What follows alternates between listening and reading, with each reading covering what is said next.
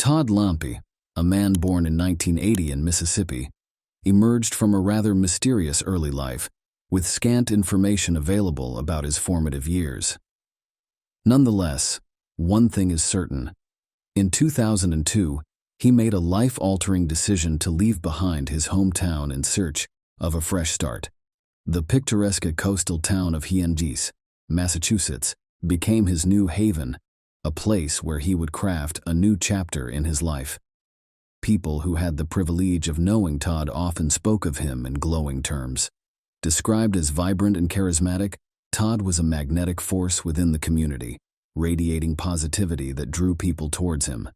His welcoming nature and infectious energy left a lasting impact on those he encountered. He was, without a doubt, a beacon of optimism in the lives of many.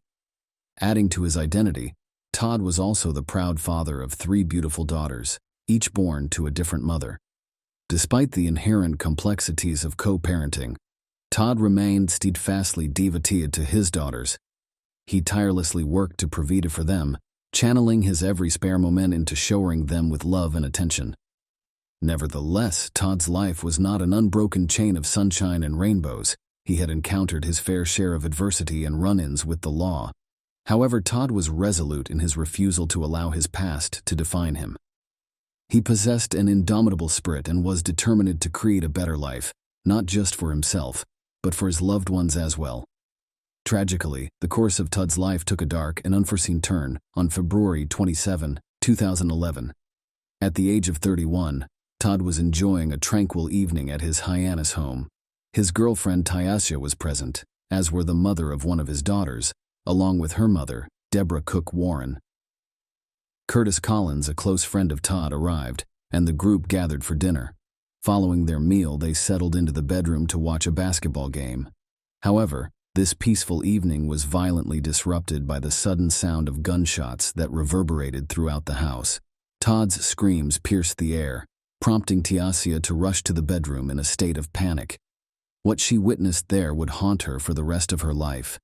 Todd, standing with blood pouring from his body, had been shot. She hurried to his side, but it was tragically too late. The tranquility of the evening had descended into a horrifying nightmare.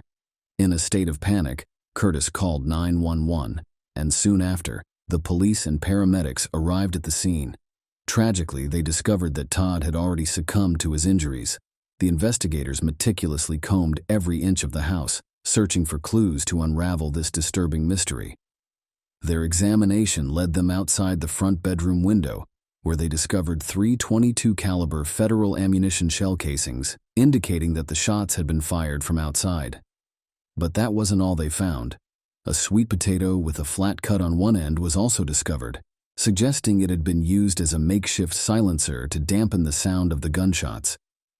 The detectives couldn't help but draw a connection to a scene from the HBO crime drama series The Wire, where a sweet potato had been used as a silencer to mask a gunshot. As their investigation continued, they found a black Boost mobile cell phone in the grass near the corner of the house, which belonged to Curtis. He explained that he had lost it during the chaotic aftermath of the shooting. A day after this tragic incident, the autopsy report was released, revealing that Todd had suffered 3 gunshot wounds, resulting in fractured ribs and lung injuries, ultimately leading to his untimely demise. This devastating news only fueled the determination of detectives Jason Laborer and Thomas Chevalier to bring justice to Todd and his grieving family. The 2 detectives wasted no time and called Curtis in for questioning. Curtis provided his account of the events leading up to the shooting, admitting to using his blue Sanyo phone. However, during the investigation, suspicions arose when the detectives reviewed Curtis's phone records.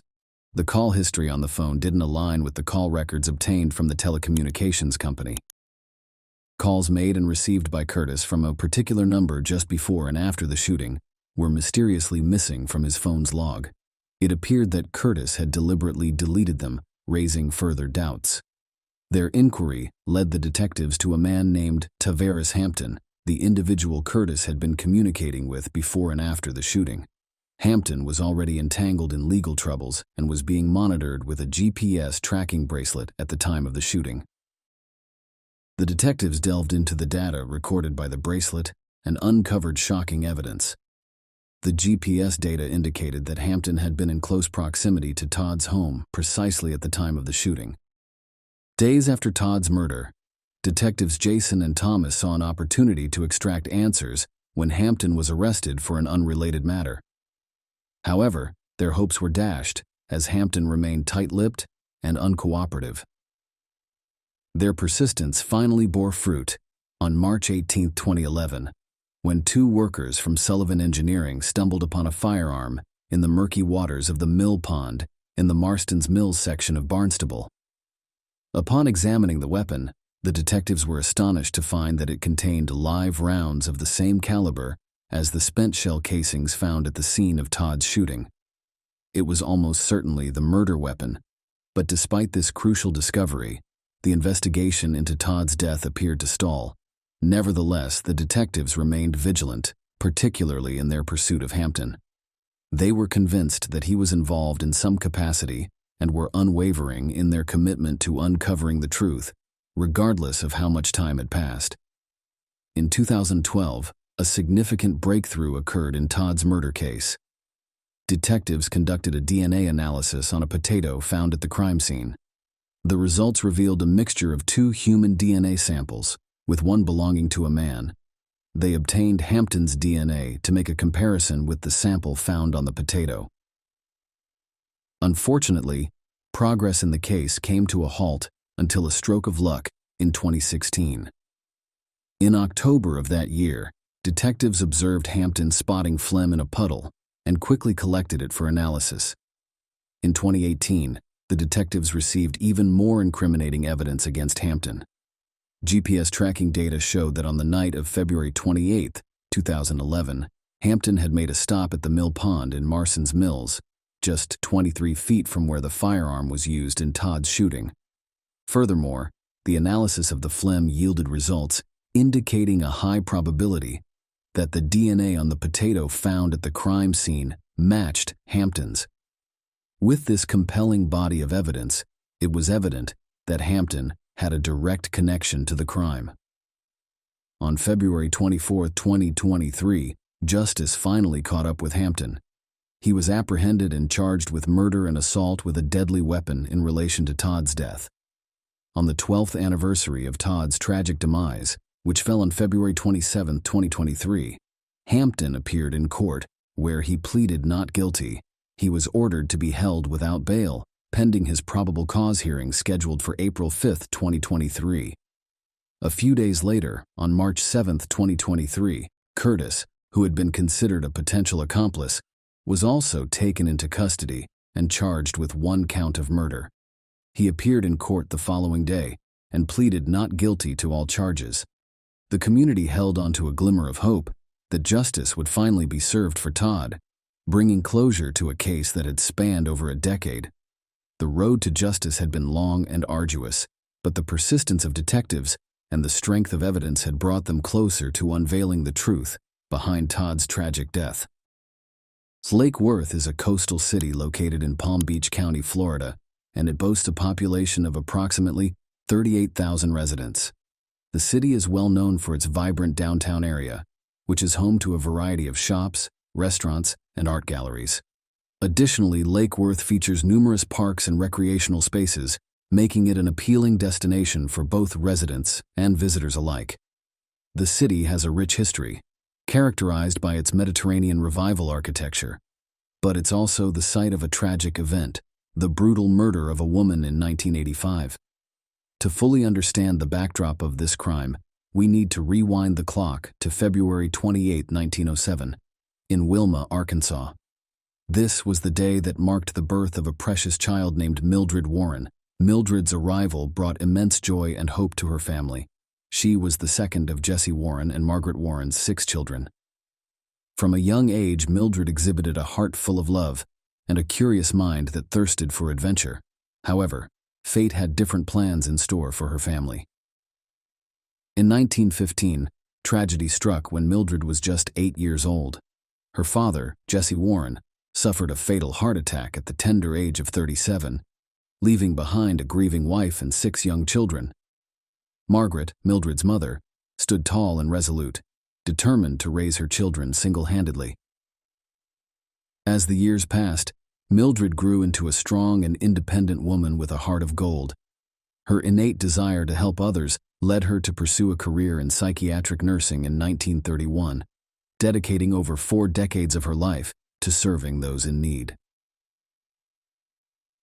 Along her life's journey, fate smiled upon her once more in 1940. At the age of 40, she met and fell in love with Harmon Matheny, a professor. Their bond was beautiful, and they exchanged vows in 1942.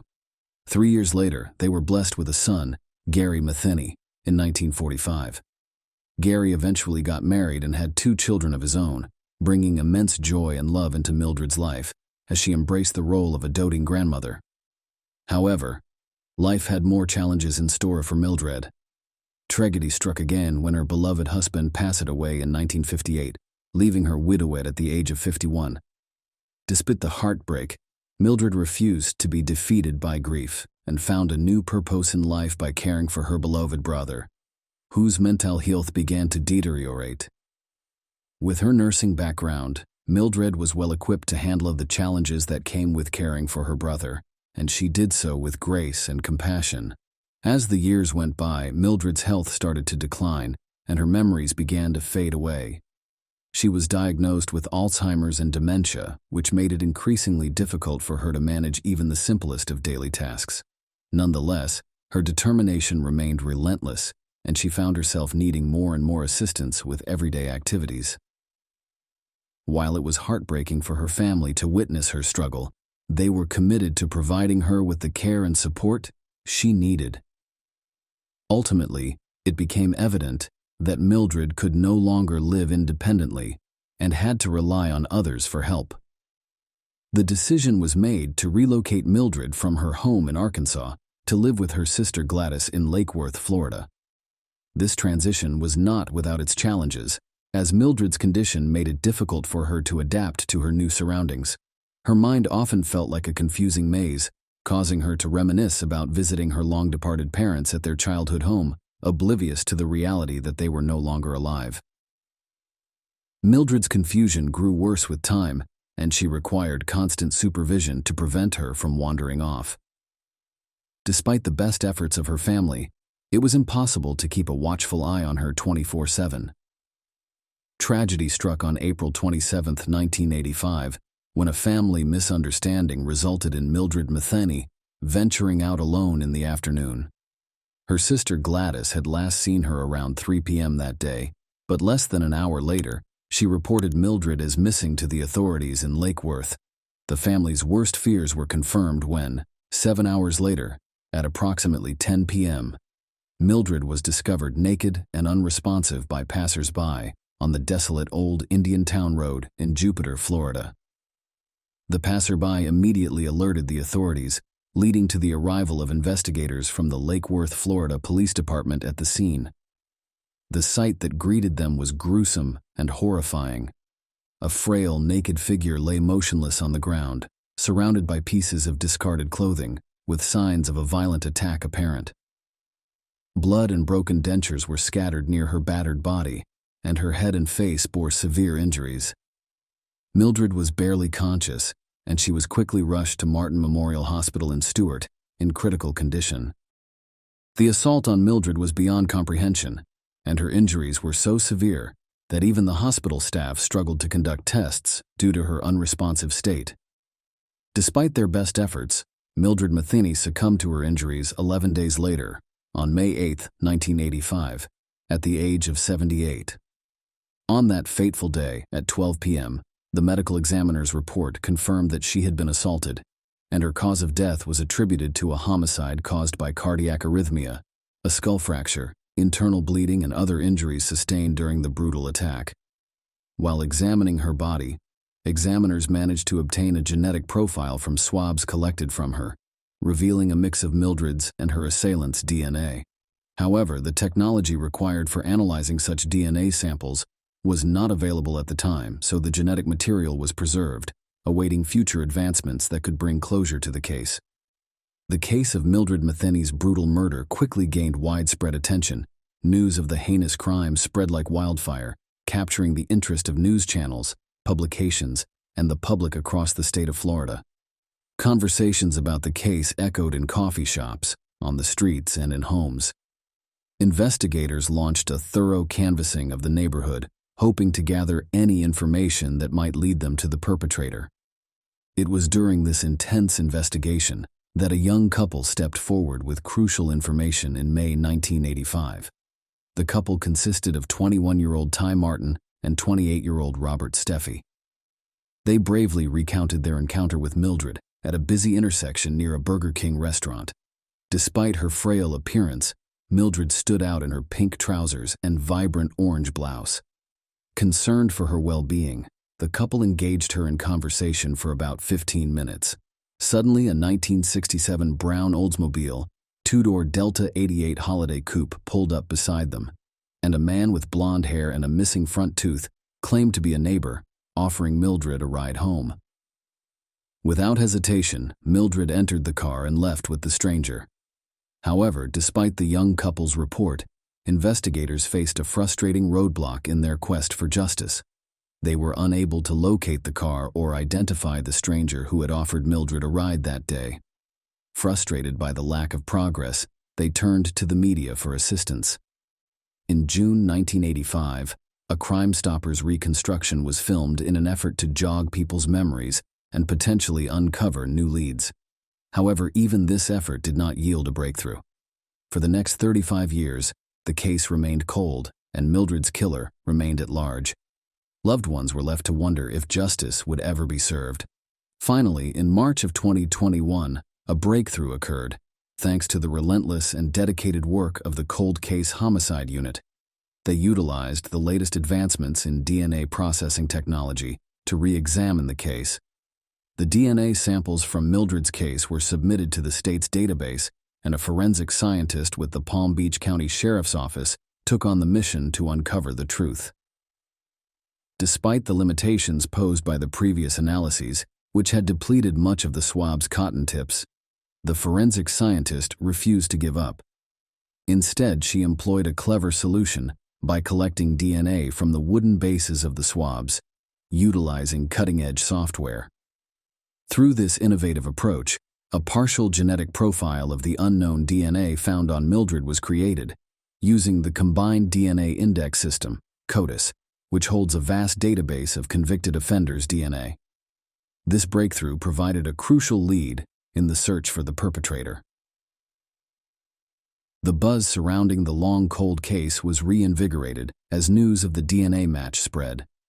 The Florida State CODIS DNA database revealed a link between the DNA profile found in Mildred's case and the DNA of an offender identified as Richard Curtis Lange, a 62-year-old man born on April 13, 1960, in Florida. Lange had a troubling criminal history, with an aggravated assault conviction on his record by the age of 25. Shockingly, he had managed to avoid jail time on both occasions, receiving only probation. However, Lange's criminal activities did not stop there. Records showed that he was later convicted on weapons charges in both 2006 and 2012, spending some time behind bars. Lange's history of violence and brushes with the law raised questions about whether his unchecked behavior played a role in the heinous crime against Mildred. Confirmation of his involvement required further investigation and a direct DNA saliva sample from Lange himself. To obtain this final confirmation, the sheriff's office secured a DNA confirmation search warrant against Lange. Detectives made their way to Lange's residence in Boynton Beach, Florida, which was approximately 10 minutes from where Mildred was allegedly kidnapped. They collected a sample of Lange's DNA, which ultimately confirmed the match to the DNA found on the victim. Despite Lange's vehement denials of involvement in Mildred's murder, the DNA evidence left no room for doubt. With the DNA confirmation in hand, the case that had remained cold for decades was finally heating up. The trial of Richard Lange began on April 5, 2021, in a West Palm Beach courtroom. The courtroom was filled with tension as all eyes were fixed on a small vial containing preserved genetic material, a tiny but powerful piece of evidence that had the potential to unravel the mystery that had shrouded Mildred Matheny's murder for decades. Prosecutors meticulously outlined their case, arguing that the DNA unequivocally belonged to Richard Lang. The defense attorney, on the other hand, remained stoic, his focus on the judge as the evidence mounted against his client. The scientific evidence presented by the forensic scientist and her team of experts was indisputable. DNA analysis demonstrated that the likelihood of the genetic sample belonging to anyone other than Lang was infinitesimal, with the odds being 27 quadrillion times more in favor of it being his DNA. Lange's defense attorney countered by claiming that such statistical evidence was misleading and insisted on his client's innocence. He suggested that the same likelihood could apply to Lange's close relatives, such as his father or brother. But without their DNA profiles in the CODIS database, this remained a mere possibility. To address this contention, Tiffany Roy, an experienced forensic analyst, suggested that Lange's defense attorney obtain DNA samples from Lange's close male relatives to demonstrate their genetic similarity and determine if they could be excluded as potential contributors to the DNA found on the sexual assault kit. Following Roy's advice, the defense attorney reached out to one of Lange's brothers, who consented to provide a DNA sample. The results confirmed what was expected: a 100% match with Lange's DNA. As the trial continued, the prosecution vehemently challenged the defense's theory, asserting that it was baseless speculation. They emphasized that there was no concrete evidence to support the defense's claim that Lange's relatives could have been in Florida in 1985. Records indicated that Lang had only moved to Boynton Beach from Massachusetts in his 20s and had no known connections to Florida before that. After 2 intense days of court proceedings, the final verdict was announced, and justice was served. Richard Lang was found guilty of first-degree murder and battery, finally bringing closure to a case that had remained unsolved for 38 long years. Despite sitting in a wheelchair during the trial, Lang remained calm and composed, occasionally nodding off during slower parts of the proceedings. His silence spoke volumes as bailiffs escorted him out of the courtroom on May 27, 2021, under the watchful eye of Circuit Judge Dahlia Weiss, who booked Lang into the Palm Beach County Jail without bail. Gary Matheny, now 88 years old, fondly remembers a woman who was not just his mother, but also his friend and confidant. He speaks of her with great admiration and respect, describing her as a woman of many talents, articulate, creative, and talented.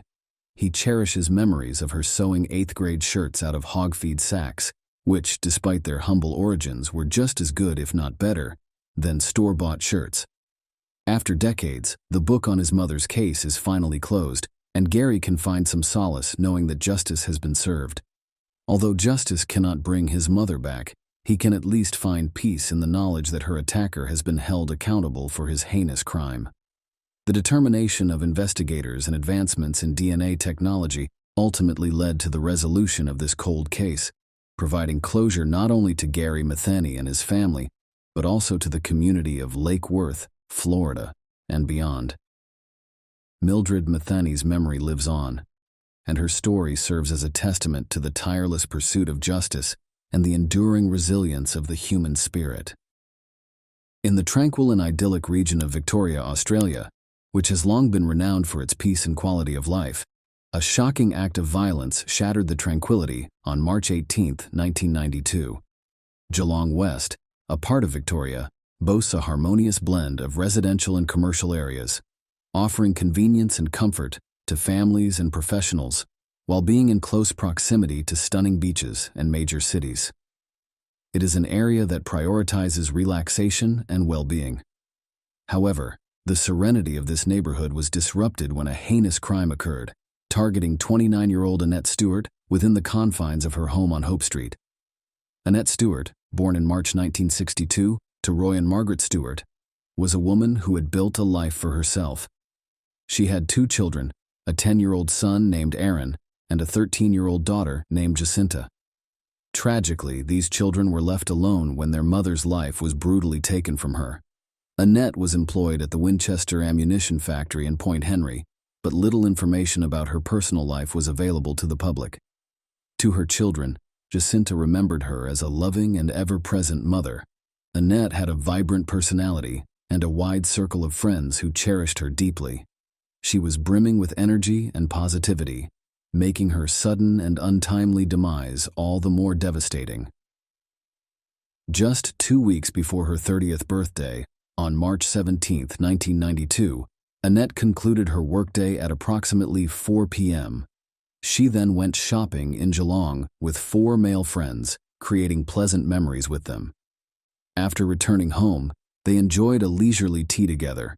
However, it was after her friends departed that Annette found herself alone in her house on that fateful day of March 18th. The following day, a friend who had been Annette's former flatmate stopped by. Seeing her car parked outside, he entered the house with the intention of meeting her. Little did he anticipate the horrors he would encounter within those walls. Instead of a warm reunion with his friend, he discovered Annette's lifeless and unclothed body. A cruel electrical cord cruelly tightened around her neck.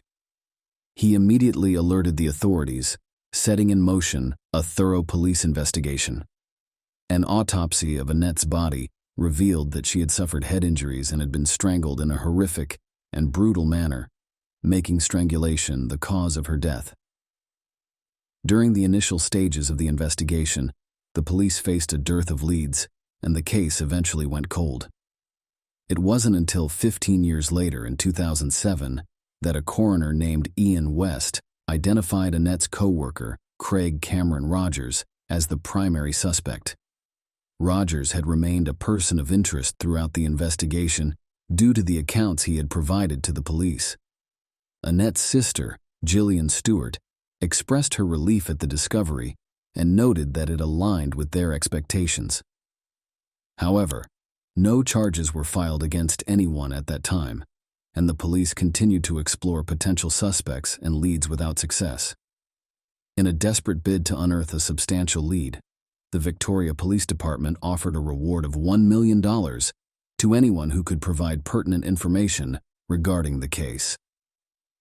This reward offer came in January 2020, and it led to a significant breakthrough. Detectives from Victoria and Western Australia began to connect dots between murder cases, and they ultimately arrested a 52-year-old man named Darren John Chalmers in Perth's Wembley area. Chalmers emerged as a prime suspect in the disappearance and subsequent murder of a 59-year-old woman named Diane Barrett in Medina. Chalmers, when confronted, admitted to his guilt in the case of Diane Barrett. He disclosed that after having a meal at Diane's place, which was his neighbor, he lured her to his house for tea and then brutally attacked her. He injected her with methamphetamine, strangled her with his hands in a metal bar, and inexplicably discarded her lifeless body in a remote brushland. Chillingly, when he watched news coverage of the case on television with a friend, he casually remarked, "Yeah, it's a bit of a mystery, isn't it?" Detectives seized this opportunity to inquire about Annette Stewart, and the pieces of the puzzle began to fall into place. While the police did not immediately press charges related to Annette's murder, they issued a strong statement to the media. They declared that they were no longer actively seeking other suspects, and that the investigation would center around their interactions with Chalmers. The authorities were confident that they had finally identified Annette's killer. Subsequently, after transporting Chalmers from Perth to Victoria, he was officially charged with the murder of Annette Stewart in March 2023. As Chalmers' case unfolded, many aspects of his troubled life were brought to light.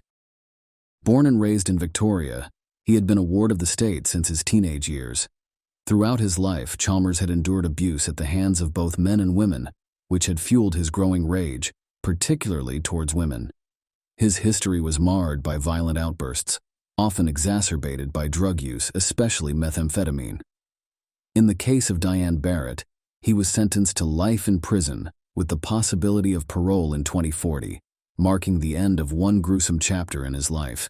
Following an extensive investigation, during which investigators became increasingly certain of Chalmers' involvement in Annette's death, he was placed in custody pending his appearance at the Melbourne Magistrates Court on March 20th.